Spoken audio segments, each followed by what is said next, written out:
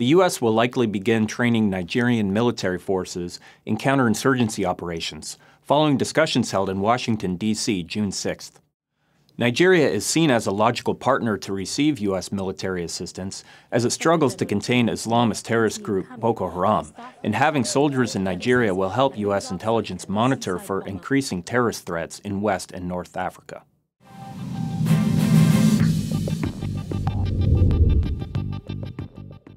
The U.S. extended the military training offer during broad, high-level talks so as to share lessons learned and best practices gained from operations conducted in Iraq and Afghanistan. Details of the U.S. military assistance offer are not yet clear.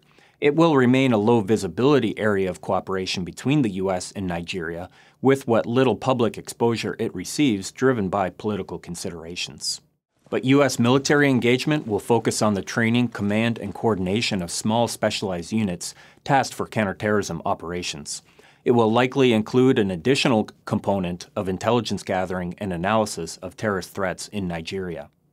Monitoring for the development of ties between Nigerian terrorists and other terrorist groups will be part of the intelligence collection efforts between the U.S. and Nigeria. Objectives will include focusing on al-Qaeda in the Islamic Maghreb, or AQIM, Tuareg rebel groups operating in the Sahel sub-region of West Africa, the Somali jihadist group al-Shabaab, and al-Qaeda in the Arabian Peninsula, or AQAP. But the Nigerian government will want the U.S. military presence to have low visibility. Part of this will be for operational security reasons and to prevent attracting a new target set for aspiring transnational jihadists.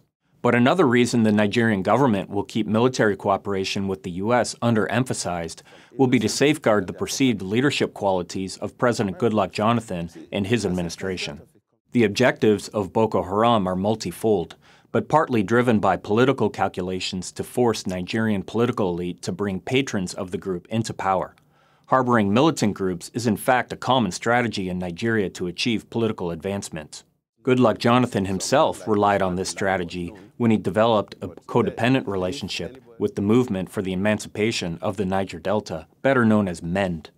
MEND waged a militancy campaign from 2005 to 2010, attacking energy infrastructure in Nigeria's oil-producing region. MEND blew up oil pipelines and kidnapped oil workers to compel the Nigerian polity to bring Jonathan's ethno-political base into power. President Jonathan and his political network are now calculating how to retain their place in power when their existing four-year term concludes in 2015. If anti-Jonathan militancy can be held in check, the president will likely have another term. Jonathan's candidacy will certainly trigger backlash by his political opponents.